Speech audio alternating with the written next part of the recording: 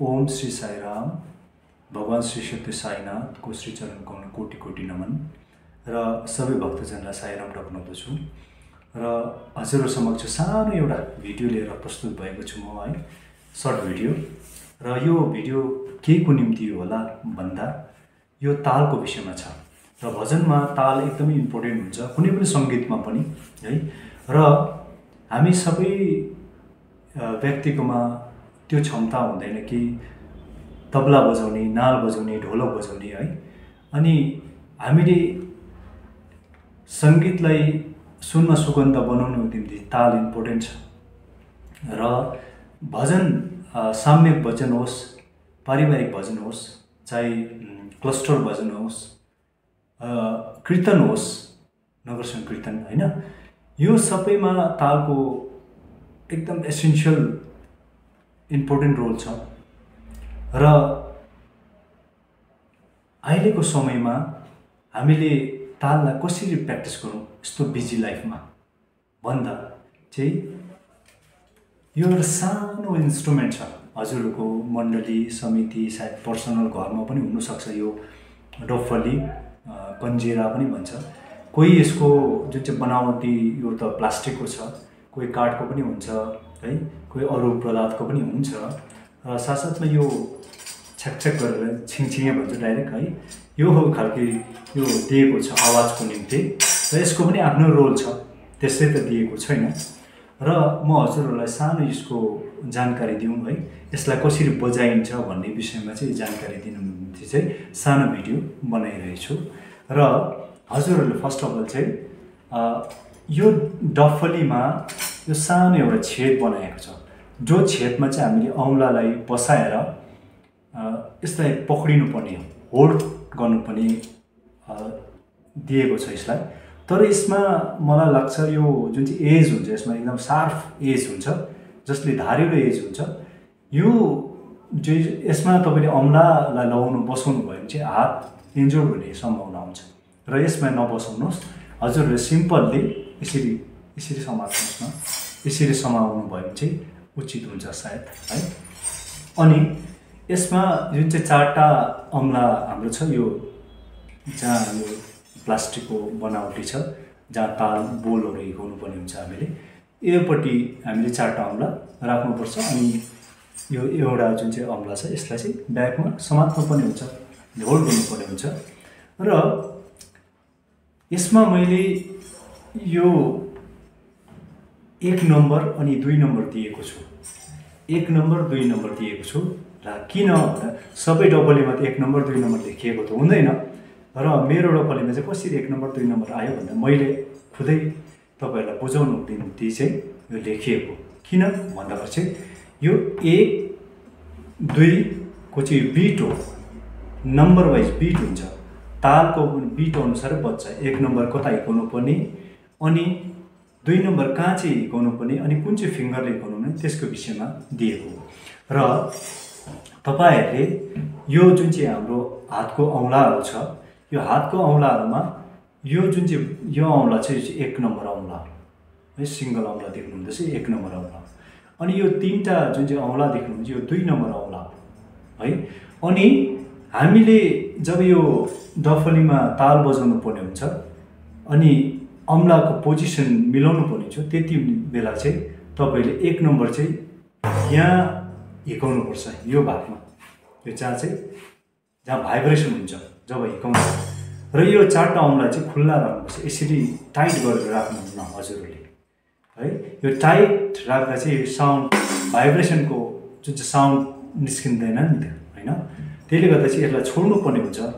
अनि यो जब यहाँ 1 नम्बर हिर्काइन्छ त्यति बेला भाइब्रेसन हुनुपर्छ, यसरी भाइब्रेसन हुनुपर्छ।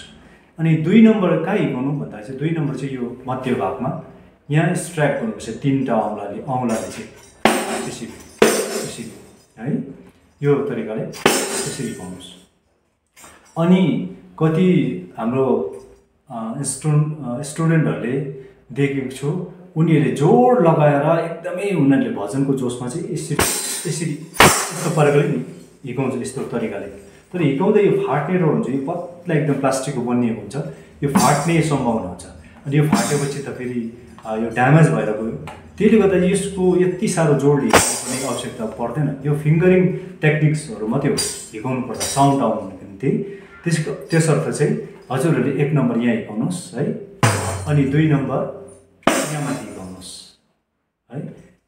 1 नम्बर सिङ्गल फिङ्गरले, 2 नम्बरले हिर्काउँदा चाहिँ 3टा फिङ्गरले स्ट्राइक गर्नुपर्छ। स्ट्राइक गर्नुभयो भने चाहिँ राम्रो साउन्ड आउँछ। यस्तो हल्का टाढैबाट एयरमा यसरी हिर्काउनु भने राम्रो हुन्छ। अनि यो फिङ्गरिङको जुन चाहिँ एक्सर्साइजहरू यस्तो छ, एक्सर्साइजहरू गरिबस्नुहोस् जसले चाहिँ तपाईँहरूको यो हातमा स्मुथ आउनु पऱ्योस् न है, फ्लेक्सिबिलिटी हुन्छ अन्त राम्रोसँगले यो किनभने फास्टमा बजाउनु पर्ने हुन्छ। त्यसले गर्दा चाहिँ तपाईँले यस्तो एक्सर्साइजहरू गर्नु सक्नुहुन्छ, यस्तो फिङ्गरिङको एक्सर्साइजहरू गर्नु सक्नुहुन्छ। र यो ताललाई हामीले भजनलाई तालमा मिलाउनु पर्दाखेरि चाहिँ प्रायः भजन हाम्रो 8 मात्राको हुन्छ है। 8 मात्रामा चाहिँ जस्तो गोपाला राधालोला यस्तो भजनहरू छ। राधे गोविन्द गोपाला जय गोविन्द राधे गोपाला। हाम्रो भजनमा प्रायः 8 मात्राकै भजन हुन्छ यो करवा बेसमा।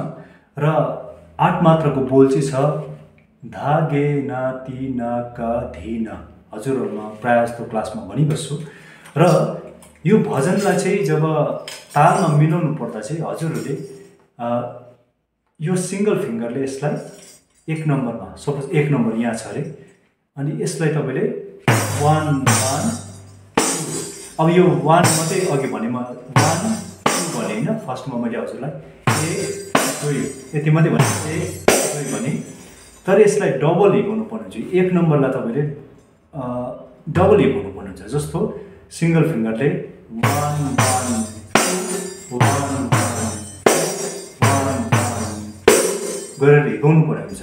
र जति सक्दो चाहिँ भजन प्र्याक्टिस गर्नुहोस् या त तपाईँले बजाउने इन्स्ट्रुमेन्ट होस्, एकदमै अभ्यास गर्दा चाहिँ बिस्तारी, जसमा कि तपाईँको दिल दिमागमा चाहिँ राम्रोसँगले त्यसको छाप बस्नु सकोस् है, अनि नहेरी पनि तपाईँले गाउनु बजाउनु सकोस्। र त्यसको निम्ति चाहिँ अभ्यास गर्दा बिस्तारी, जब तपाईँले एक्सपर्ट भएपछि मात्र स्पिड बजाउने कोसिस गर्नु। जस्तो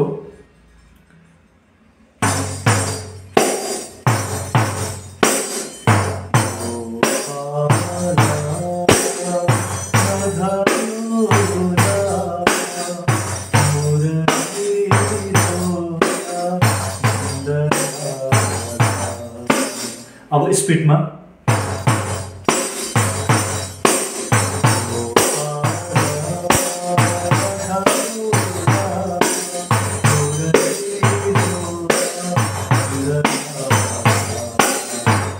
यसरी चाहिँ हजुरहरूले घरमा प्र्याक्टिस गर्नुहोस् है। एक्लै बसेको बेलामा त तपाईँहरूकोमा समय हुँदा घरमा यसरी एउटा सानो डफली किनेर ल्याउनुहोस् है, या त मण्डलीमा सिक्नको निम्ति घरमा यसरी प्र्याक्टिस गर्नु सक्नुहुन्छ। यो जो कोहीले पनि बजाउन सक्नुहुन्छ है, एउटा बच्चा है, बाल विकासको स्टुडेन्टले पनि, युवाले पनि, अनि वृद्ध अवस्था, लेडिज जेन्ट्स है, कसैले पनि यो बजाउन सक्नुहुन्छ। तर यसलाई चाहिँ यही आधारमा हजुरहरूले प्र्याक्टिस गर्नुभयो भने चाहिँ यो डफली बजाउनु एक्सपर्ट हुनु सक्नुहुन्छ। र यति भन्दै आजको सानो एउटा विषयलाई म यतिमा स्थगित राख्दछु है। फेरि अर्को ताल लिएर फेरि म नेक्स्टमा भिडियो बनाउँछु। तर हजुरहरूले यो चाहिँ जुन चाहिँ मैले सिकाएको छु लेसन, यो लेसन चाहिँ हजुरले घरमा प्र्याक्टिस गरेर चाहिँ मलाई भिडियो बनाइकन पठाउन सक्नुहुन्छ। म तपाईँहरूको तालको पनि करेक्सन गरिदिन्छु। ल साईराम।